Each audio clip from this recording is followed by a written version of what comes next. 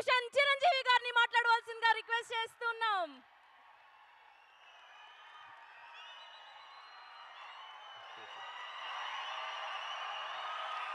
Thank you.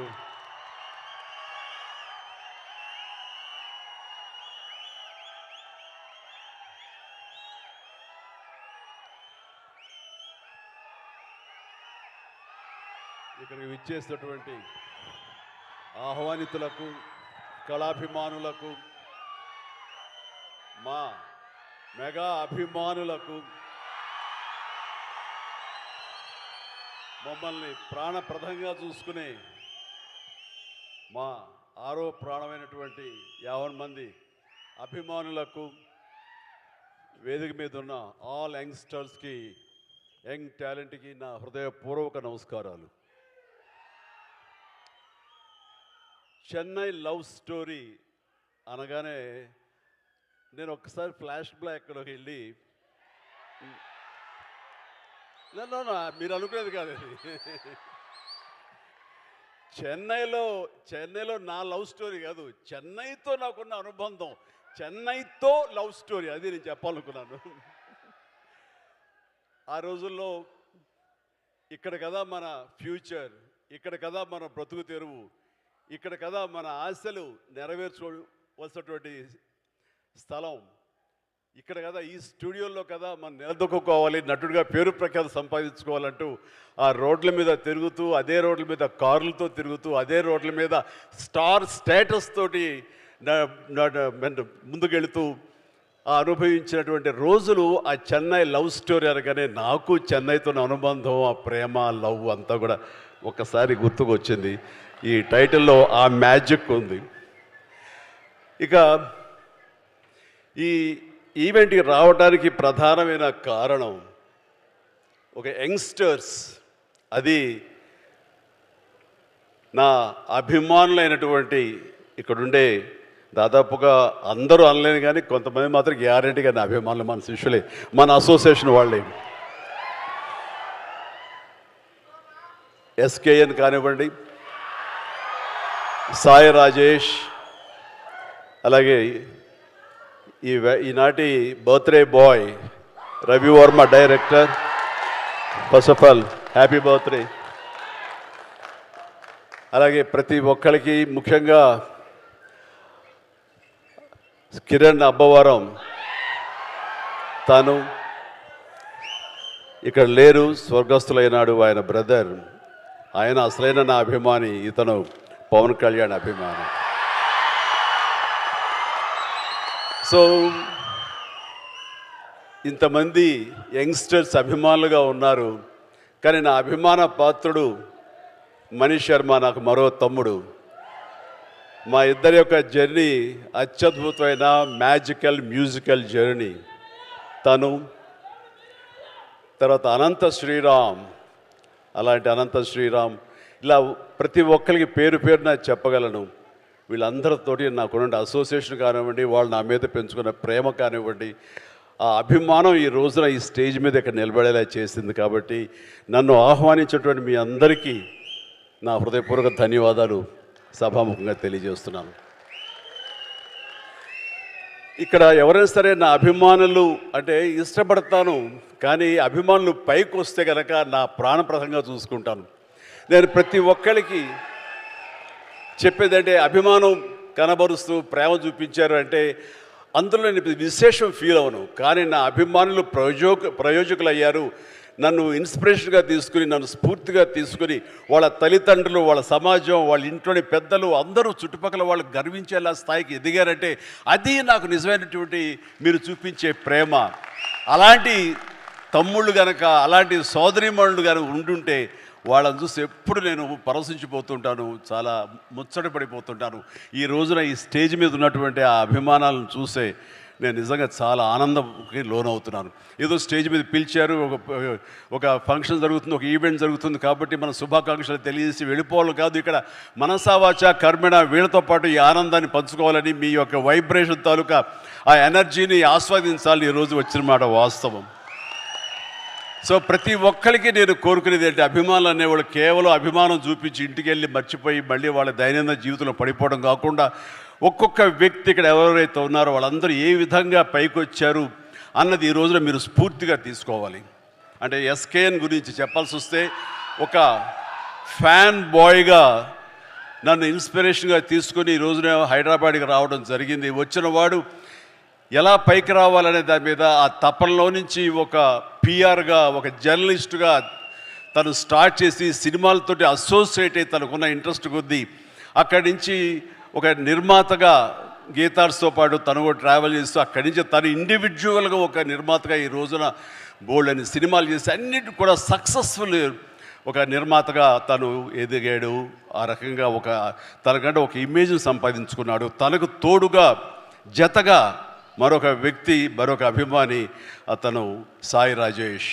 Sai Rajesh కూడా అదేవిధంగా ఈ ఇండస్ట్రీకి వచ్చి తనకున్న టాలెంట్ తోటి, రైటింగ్ కెపాసిటీ తోటి, డైరెక్షన్ క్యాపబిలిటీ తోటి ఒక ఎస్కేన్తో చేరి తను కూడా ఒక నిర్మాతగా ఎదగాలని ప్రయత్నం చేసి ఆ సక్సెస్ అయ్యి ఈ రోజున తనకంటూ కొన్ని సినిమాలను తీసి ఏకంగా ఆ సినిమాలను ప్రజాదరణ పొందడమే కాకుండా సక్సెస్ తన ఖాతాలో వేసుకోవడమే కాకుండా 2 నేషనల్ అవార్డ్స్ పొంది నా అభిమానంలో తలమానికంగా అయ్యేటంటే కనుక మనస్ఫూర్తిగా సాయి రాజేష్ని మనస్ఫూర్తిగా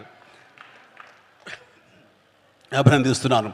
ఇవి నాకు మీ ఫ్యాన్ బాయ్ మూమెంట్స్ ఎలా ఉంటుందో, మీరు ఎట్లా ఆనందపడతారో నాకు తెలియదు, కానీ ఈరోజు మిమ్మల్ని అందరిని చూసి నేను అంత గర్వపడుతున్నాను.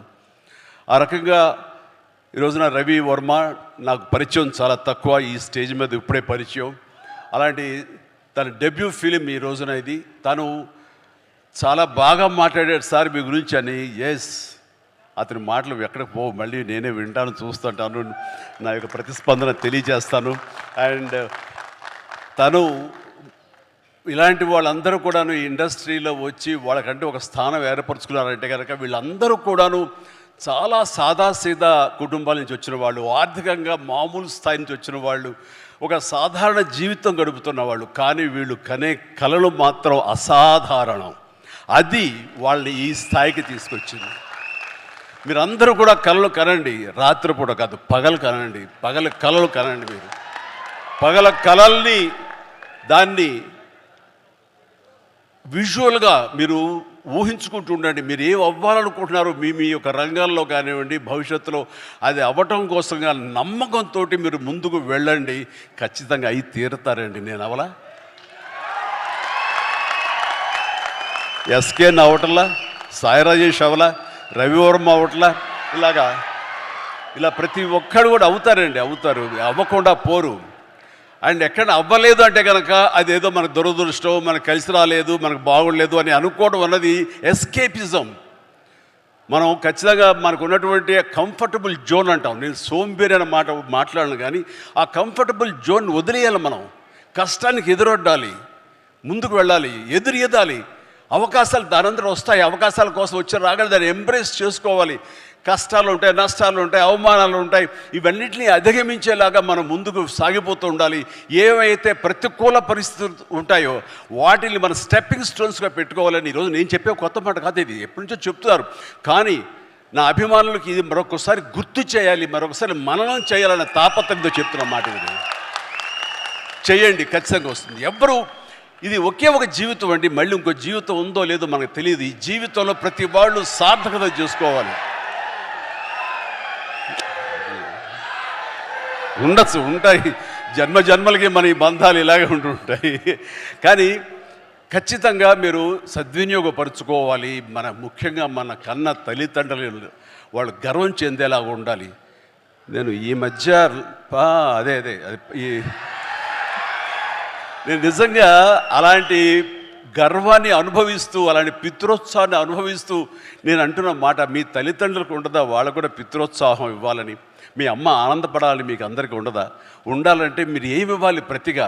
వాళ్ళు మీకు జన్మనిచ్చారు కాబట్టి మీరు ఖచ్చితంగా ప్రతిగా వాళ్ళకి అంత ఆనందాన్ని ఇవ్వగలిగితే కనుక మీ జన్మ సార్థకమైనట్లే. కాబట్టి ఏది దుర్యోగం చేసుకోవద్దు. అలాగని ఈ రోజున నా మాటలకి మీరు ఇన్స్పైర్ అయ్యి సినిమా ఇండస్ట్రీకే రావాలనుకోవద్దు బాబు. మీరు యొక్క వేరు ప్రొఫెషనల్స్కి మీరు వెళ్ళాలని, అక్కడ రాణించాలని మనస్ఫూర్తిగా నేను మీ అందరినీ కోరుకుంటున్నాను. కాబట్టి జీవితం సద్వినియోగపరచుకోండి. దీనికి ఏమీ కొంతమందికే రాసి ఉంటుంది, మనం అవ్వలేము అనుకోకర్లా. ఎందుకంటే నేను రామారావు గారు, మహానటులు రామారావు గారు, నాగేశ్వరరావు గారు, కృష్ణ గారు, శోభన్ బాబు గారు అండ్ కృష్ణరాజు గారు, ఇంకా తర్వాత స్థాయిలో మురళీమోహన్ గారు, చంద్రమోహన్ గారు, ఇంతమంది ఉద్దండులు, ఇంతమంది స్టార్ స్టడెడ్ ఫిల్మ్ ఇండస్ట్రీలో నేను ఏ ధైర్యంతో వచ్చానో నాకు తెలియదు. కానీ నేను రాణిస్తాను, ఇక్కడ మెప్పిస్తాను, ఒప్పిస్తాను, నాకంటూ ఒక స్థానం ఏర్పరచుకుంటాను, నాకంటూ ఒక పేజీ లిఖించుకుంటాను అని అనుకున్నాను. ఇక్కడ ఆ నమ్మకంతో వచ్చాను.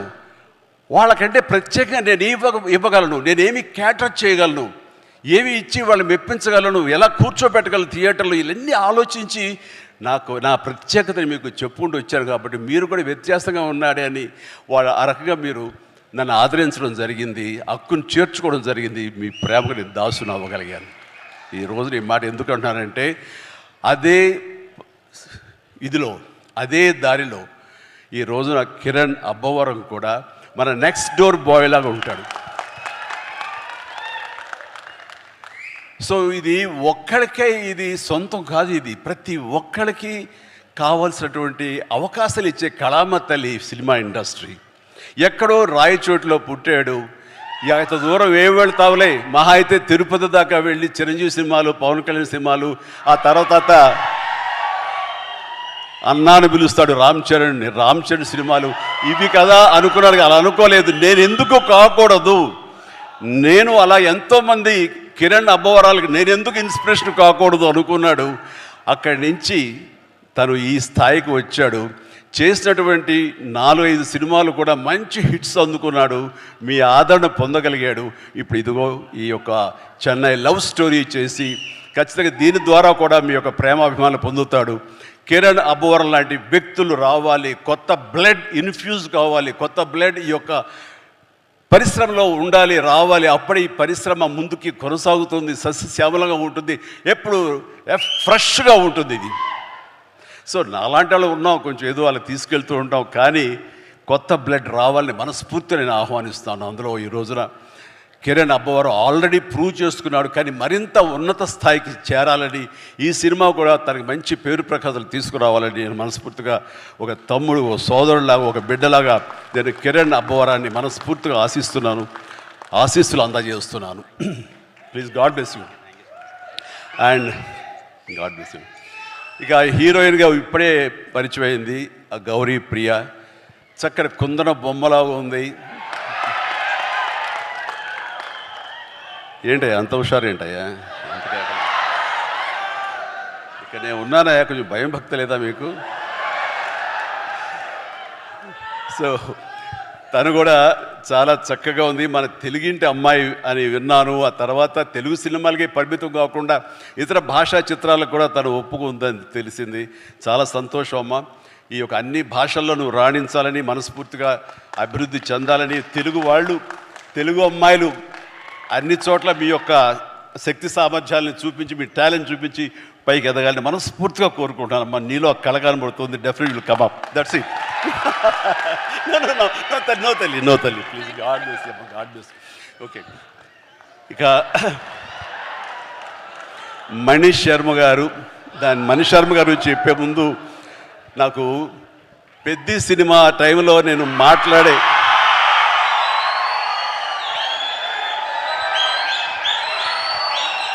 పెద్ద సినిమా సమయంలో మాట్లాడే అవకాశం నాకు దొరకలేదు. అనంత శ్రీరామ్ దాంట్లోనూ సింగిల్ కార్డ్ లిరిసిస్ట్గా, ఇందులోనూ సింగిల్ కార్డ్. అతడు అందులో రాసినటువంటి లిరిక్స్ గురించి ఇప్పుడు ప్రస్తావించకూడదు, అది అద్భుతం, పక్కన పెట్టేస్తే. మరి ఇందులో ఇంకా పాటలు వినలేదు, కానీ మన వాళ్ళు చెప్పిన దాన్ని బట్టి చాలా చాలా బాగా రాశాడని చెప్పేసి. అండ్ అతను కూడా రెండు మూడు దిశలుగా చెరిగిపోతున్నాడని విన్నాను. చెలరేగొడతాడు టీవీ షోలో కానివ్వండి, ఆ స్టైల్ కానివ్వండి, ఆ అవుట్ఫిట్స్ కానివ్వండి. అనంత్ ఏంటయ్యా ఇలాగానో, నేను టీవీ చూస్తూ ఏం ట్రాన్స్ఫర్మేషన్ అంటూ వచ్చాను. అండ్ తను కూడా అద్భుతంగా, అంటే చాలా చక్కటి వక్త, అద్భుతమైనటువంటి పెన్ను, ఇది ఉంది, ఎఫిషియన్సీ. ఆఫ్ కోర్స్ నా సినిమాలు ఎన్నో చేసాడు, రాశాడు. అండ్ ఆ రకమైనటువంటి అనంత్ శ్రీరామ్కి నేను మనస్ఫూర్తిగా ఆ రోజున అభినందనలు తెలియజేయలేదు. ప్రత్యక్షంగా సభాముఖంగా ఇప్పుడు ఆ సినిమాకి ఈ సినిమాకి కలిపి నా ముందస్తుగా నేను నాకు శుభాకాంక్షలు తెలియజేస్తున్నాను. భగవంతుడు నాకు ఇంత లాంజివిటీ ఇచ్చాడు ఈ యొక్క పరిశ్రమలో అంటే దానికి పరోక్షంగా ప్రత్యక్షంగా చాలామంది కారణం. మా లైట్ బాయ్ల దగ్గర నుంచి మా దిగ్దర్శకుల వరకు కూడాను, ఎంతమంది నిర్మాతల వరకు కూడా అందరూ కూడా కారణమే. కానీ నేను అలరించడానికి, నేను మీ చేత డ్యాన్సులు వేయించడానికి, నేను నాలో ఉండే ఆ డాన్సింగ్ టాలెంట్ చూపించుకోవడానికి ముఖ్యంగా నాకు బాగా సపోర్ట్గా నిలబడింది ఎప్పుడు మ్యూజిక్ డైరెక్టర్స్. ఆ రకంగా ఒకటా రెండా ఎన్ని సినిమాలని నా ఒళ్ళు హోనమైపోయేలాగా, నా కోసాలు కదిలిపోయేలాగా, ఇంకా నా చేత నువ్వా నేనా అనిపించేలాగా మ్యూజిక్ని అందించేటువంటి మనీష్ శర్మ గురించి కూడా నేను ఎప్పుడు ప్రత్యక్షంగా చెప్పే అవకాశం నాకు కలగలేదు. కానీ మనసులో ఎప్పుడు ఉంటుంది, ఎప్పుడు వాళ్ళకి కృతజ్ఞతగానే ఉంటాను, వాళ్ళకి నేను ఎప్పుడు ప్రేమ అందిస్తూనే ఉంటాను, ప్రేమ అందిపుచ్చుకుంటూనే ఉంటాను. కాబట్టి ఈ సందర్భంగా నా ఎదురుగా ఉన్నాడు కాబట్టి Mani, my brother, love you so much. మీ అందరి మూలంగా నేను ఎంతో కొంత తెర ముందు కనబడుతాను. తెర వెనుక మీరు పడ్డ కృషి కానీ మీరు చేసినటువంటి శ్రమ అది మర్చిపోలేను. దానికి నిలువెల్లా నేను ఎప్పుడు ఆ గ్రాటిట్యూడ్తో ఉంటాను. నేను ఎన్నోసార్లు నేను ఇప్పుడు ఈ మ్యూజిక్ ఇచ్చాను, అనయా నువ్వు చూడు ఇంక నీకు శ్రమ వస్తుంది కానీ తిట్టుకోవు, కానీ నువ్వు అలా చేయాలన్న ఊహలతో ముందస్తుగా నేను ఇక్కడ మ్యూజిక్ ఇచ్చాను అంటే ఏం మ్యూజిక్ ఇచ్చాడు అన్ని సినిమాలు ఒకటో వావ్.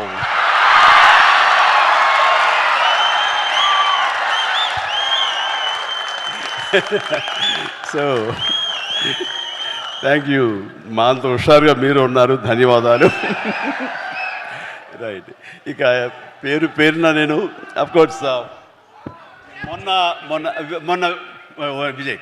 మొన్న విజయ్ చాలా చక్కటి ఇచ్చారు, మీసాల పిల్ల అంటూ. ఆ టైంలో కూడా అంతేగా.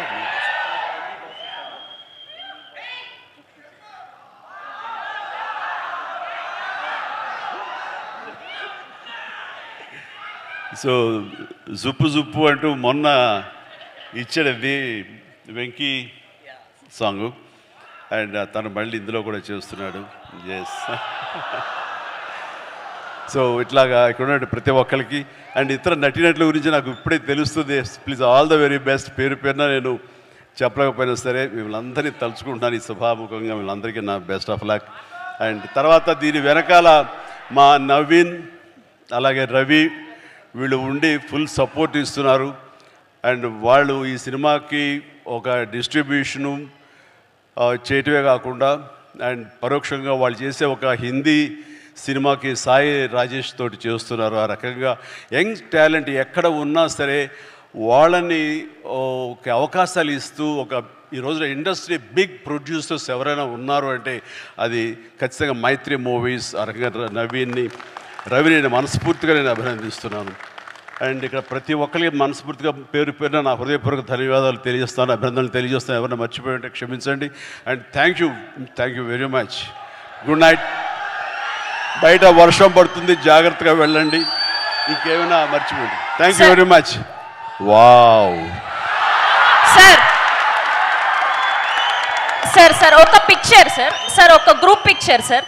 చిరంజీవి గారు, ఎస్కేఎన్ గారు అండ్ సాయి రాజేష్ గారు, కిరణ్ అబ్బవరం గారు, శ్రీ గౌరీప్రియ గారు అండ్ అలానే మనీష్ శర్మ గారు, రవి నంబూరి గారు. ఒక పిక్చర్ అండి, ఒక పిక్చర్.